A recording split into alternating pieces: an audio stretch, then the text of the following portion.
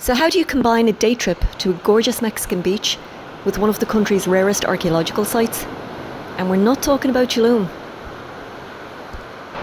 We're Fiona and Jerry from a couple of drifters.com. We've been traveling for over 3 years on a budget of $15 each per day.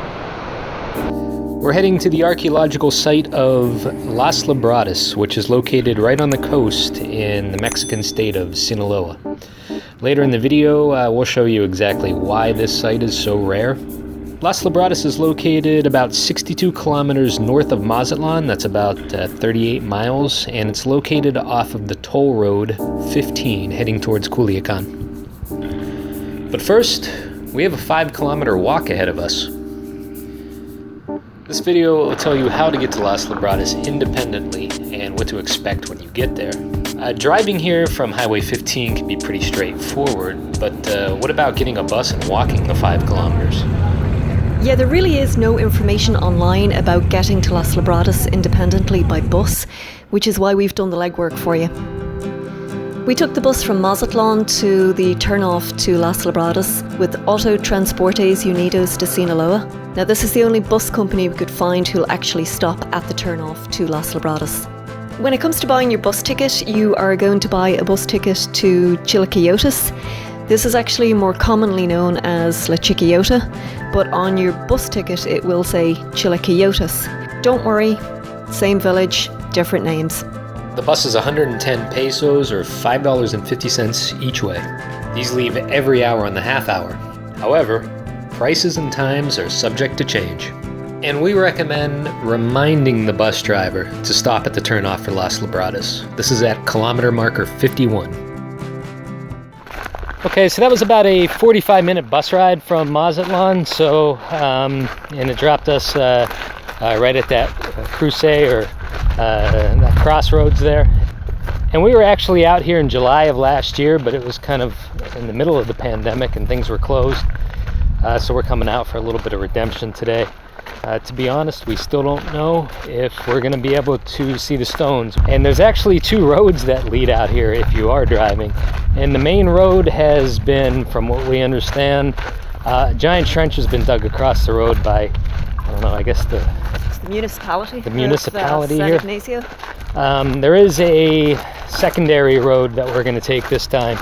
Fiona's been in contact with the archaeologist here. Basically, he was the one that told me about the trench that's been dug. And he also just kind of confirmed that the visitor centre and the museum is still closed. Potatoes crossed. Yeah, we really don't want to have to come out a third time. I certainly don't. Yeah, I know you don't. Hell no. Alright, so we're entering Chiquillota now. That is the name of the little pueblo that is closest to Las Labradas. And that was about a 20-minute walk from the highway. So as you can see, there are really very few services in this little pueblo. So make sure you come here prepared. I'm not sure if there's any sort of shop in town here to get what you need. We're not going to go looking for one. We're just going to get on this road and head out to Las Labradas. And I'd say at this point we're probably we're probably less than halfway to the site. There's only one way into town, and this is it. So you'll see this green sign to Las Labradas. Follow it. Here's a little shop that we remember from last year selling some sort of souvenirs and stuff like that. I don't know if they're open right now, but use this as a landmark. And this sign says Playas Las Labradas. Listen up. If you're driving, follow this sign and take the very next left, about 200 feet beyond. I remember walking down this path right here, so we're going to head this way, and the most direct route, the one that has the trench dug across it, is down this way, and our secondary road is down this way too. So use these railroad tracks as a landmark as well. You're on the far end of town. This would be the western edge of town. You know you're heading in the right direction now. So we're on the west end of town and we're heading north. There's a sign in it, I think. And there's a sign up here. Also a good landmark. If you're driving, this is the road I just mentioned, and you'll be coming from this direction. Okay, so just past that little sign, we go underneath the railroad tracks.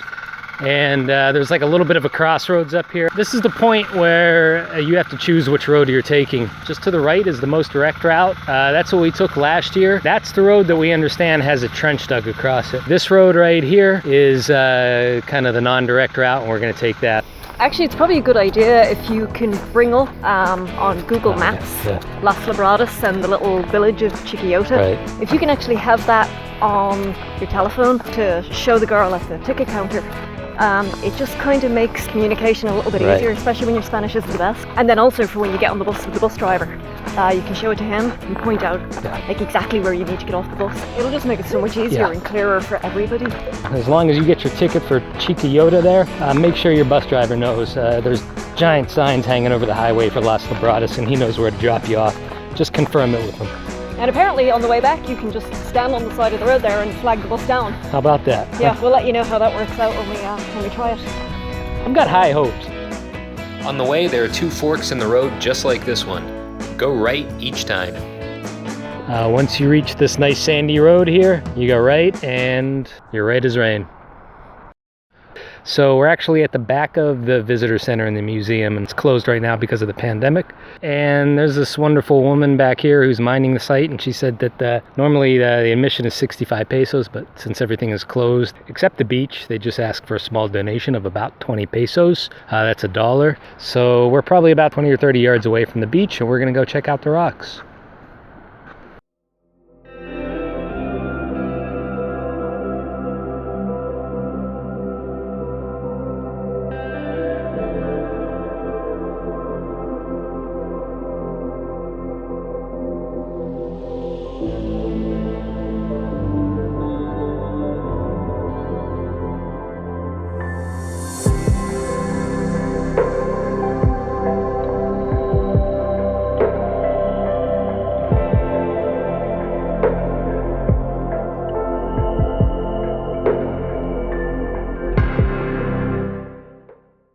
So Mexico actually has 29,000 archaeological sites, but only about 180 odd of those are open to the public. Las Labradas happens to be one of those that's actually open to the public. The other thing that Las Labradas has that's quite unique is it's actually a designated archaeological monument, and I think it's only one of 20 odd designated monuments. So it's actually a very unique area here. So you definitely want to keep in mind tide times when you come here. That's a pretty good consideration to make. You want to come here at low tide or closer to low tide than high tide anyway. So check out a tide chart online. That's easy to do. So speaking of the tide, this is exactly what makes Las Labradas such a rare archaeological site. It's one of only a few known sites of its kind in the entire world located within a coastal tide zone. So what this means is the petroglyphs are constantly at the mercy of the tides, and exposure to the elements in the sea makes erosion a very real factor. No one really knows who created these petroglyphs.